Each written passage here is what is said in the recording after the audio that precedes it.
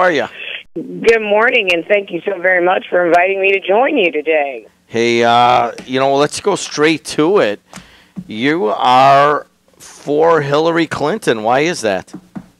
I'm not. I'm not just for Hillary Clinton. I am a surrogate for Hillary Clinton. So I am actually someone who goes out and speaks on Secretary Clinton's behalf about why she would be the best choice for President of the United States.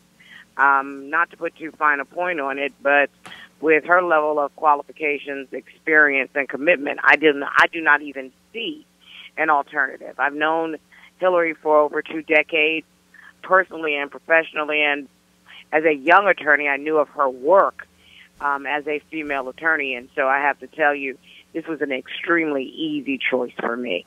Tell us about her work as an attorney and your interactions with her as an attorney.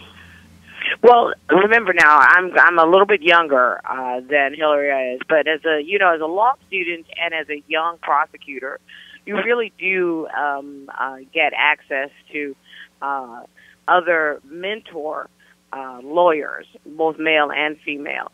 And Hillary Clinton was really, honestly, it's so funny. When she went to Yale Law School, she was actually the more popular of the Bill and Hillary team. She was well known for her student advocacy as far back as Wellesley College.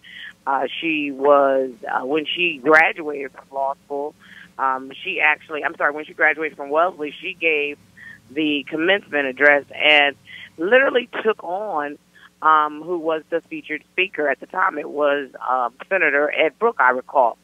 And then she continued her advocacy. When she left law school, even though this was a woman at the top of her class, she went and worked for the Children's Defense Fund. So she really put her agenda first and foremost as a young person, and she's been continuing to do that for 4 decades. And so this is someone who doesn't just walk the walk. She doesn't just talk the talk. She walks the walk. She has been working for women, families, children, people who are really the voters in this country her entire professional career. We're talking to Star Jones, well-known attorney, and of course on The View for many years. Star, you bring this up about Hillary as a lawyer. What about as a woman? What is she saying to, say, young girls who might be listening right now? Well, I have to tell you, my heart gets full when I think about the possibilities of Hillary Clinton being the first female president of the United States, because she is the single most qualified person to run for the presidency in, I have to look at it probably in my lifetime, because I wasn't around when the generals were running for president. And I just think about just what her level of expertise is. And as a woman, you say to yourself, I can accomplish anything. And then you look at her agenda. Hillary Clinton, by far, is the only one that places what I consider to be a family agenda on the front burner. I'm not sure if you or your listeners know, but 40% of American households is headed by women. That's either because they're single women heading the household or because they are the primary breadwinner. Yet, women continue to make between 79 and 80 cents to the man's dollar. And when it comes to minority women, black women make 66 cents to the man's dollar, and Hispanic women make 56 cents to the man's dollar. When you are leading 40% of American families in the country and you still get 20% less at a max than your male counterparts, that's no longer a woman's issue. That is a family issue. That is a community issue. That is a country issue. Hillary Clinton has placed equal pay for equal work as her #1 priority. She's placed women's health as a huge priority.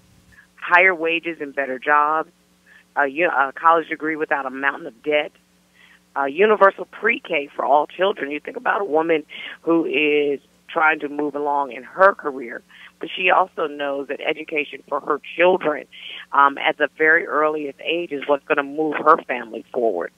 She is looking at universal pre-K because we know if a child starts school pre-kindergarten, they have a better chance of succeeding.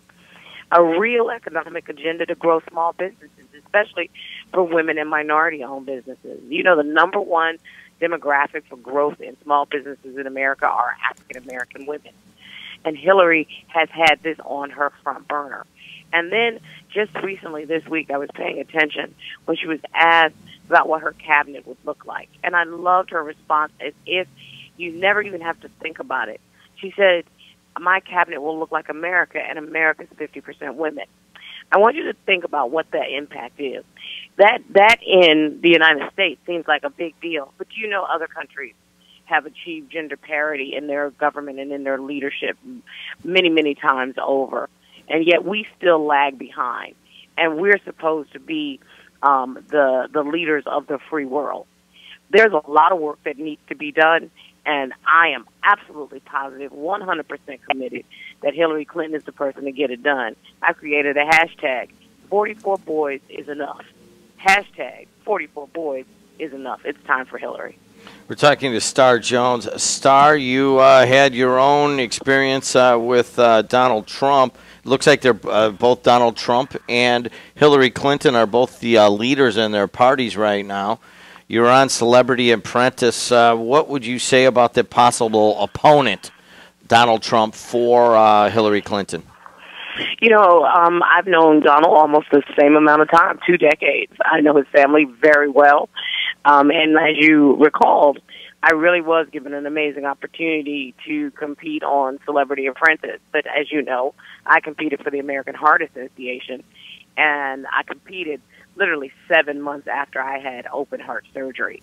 Donald gave me a unique and wonderful opportunity, as did NBC, to place heart disease front and foremost in the nation's eyes in a primetime setting. Heart disease is the number one killer of all Americans, number one killer of women, the number one killer of African Americans.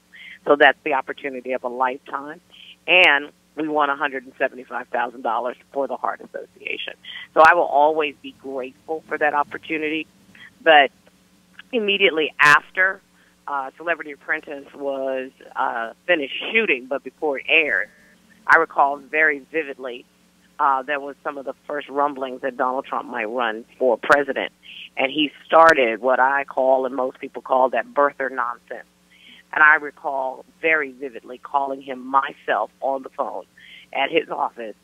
I spoke to him, and I told him that the rhetoric he was using sounded racist, that it was casting the President of the United States as a, quote, other, and that was not being tolerated by me. And he said, Star, you know me, you know I'm not racist. And I said, I know you by what you're saying right now. And regardless of what you say you want to call yourself, your words are interpreted as racist. I not only spoke to him, I spoke to his wife about it, his now wife, Melania. I spoke to 2 of his children about it. So everybody knows how I feel. And in all honesty, it hasn't changed, because what it has done is he has escalated that rhetoric. Instead of being a candidate that brings our country together, he's been a candidate that has divided. His racist, misogynistic, sexist, and insulting language has been used to rally a part of America that embarrasses me, quite frankly, and embarrasses me not just in my country but around the world. Sounds like you're ready for the fight. Oh, well, you know what? As Hillary so eloquently put it, if caring about women's health, caring about equal pay for equal work, caring about women creating small businesses is playing the woman card, then deal me in. Deal me in also. I'm the president of the National Association of Professional Women. It's the largest women's professional networking organization in the country. 850,000 members, 200 local chapters across the country, 15,000 member virtual chapter that I lead every single day. I represent women that make up over 200 industries in the United States. Deal us all in when it comes to fighting for women's empowerment. And anybody who has a problem with the women's card, let me explain to you what it is to be a woman in America and still make 20% less than your white male counterpart. And then we can talk about a card game. Let's end it right there. Star Jones. Star, thanks for calling in, and you're welcome to stop here at our new studios in Hammond anytime you come through. What a nice thing to say. Thank you very much. I'm just going to say to you, you'll have one vote, and it's your voice. So everybody come on out and make your voice heard. Star Jones, thank you so much.